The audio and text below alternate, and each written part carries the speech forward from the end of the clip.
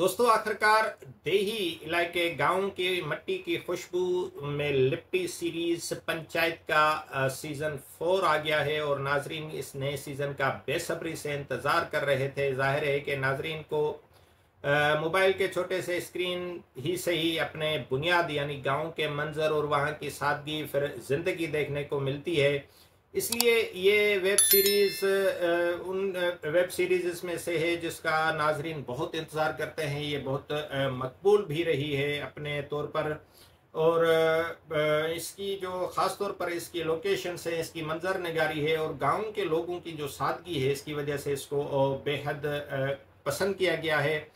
और इस मरतबा भी पंचायत की कशमकश है, वहाँ की सादगी है, वह इंतखाबी जंग है, ये सारा कुछ वहाँ फुलेरा के गांव की मसालेदार कहानी के तौर पर दिखाया गया है और बहुत ही एक दिलचस्प सीज़न बनकर ये सामने आया है।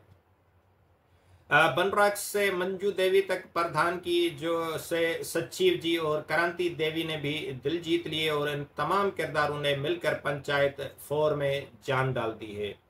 तो इस सीजन की कहानी भी वहीं से शुरू होती है जहां पे सीजन 3 की ये कहानी ख़त्म हुई थी। और इसमें जो है फुलेरा के जो इलेक्शंस हैं, प्रधान के इलेक्शंस, उसका जो कंपटीशन है वो दिखाया गया है कि दो ताकतवर खवातीन मंजू देवी यानी नैना गुप्ता और क्रांति देवी यानी सुनीता राजवार में एक प्रधान की इलेक्शन की जंग होती है। और फिर अपने जो है वो दुर्गेश कुमार सचिव जो है जतेंद्र कुमार, उसके खिलाफ FIR, इसमें एक ट्विस्ट है और वो बेचारे कितने परेशान होते हैं, उसके एग्ज़ाम्स होते हैं तो वो यही महसूस कर रहा होता है कि अगर उस पर केस बनता है, उसकी जो है सज़ा होती है तो उसका सारा कैरियर तबाह हो जाएगा।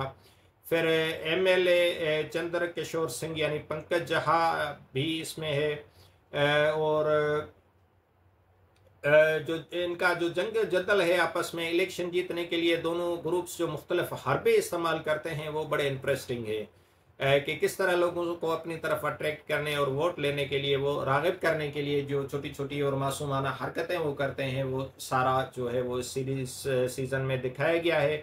हिदायतकार दीपक कुमार मिश्रा और अक्षत विजय वर्गिया जो है उसी फॉर्मेट के साथ आगे बढ़ते हैं जो काफ़ी हद तक तफरीह फराहम करता है।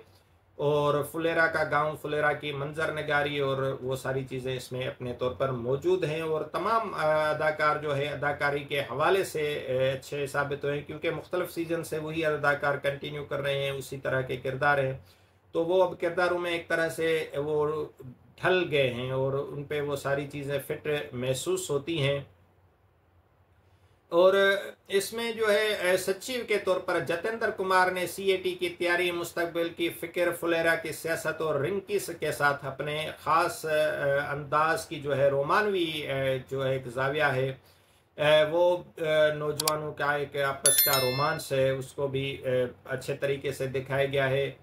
नैना गुप्ता जो है बतौर मंजू देवी काफ़ी अच्छी उसने एक्टिंग की है और मुंतखब मुखिया होने के बावजूद अपने शोहर प्रधान के फैसलों से कभी इत्तफाक और कभी इख्तलाफ करती रहती हैं। तो बहरहाल जो सारे एक्टर्स हैं उन्होंने इस सीज़न में अपने अपने किरदारों से निभाया है।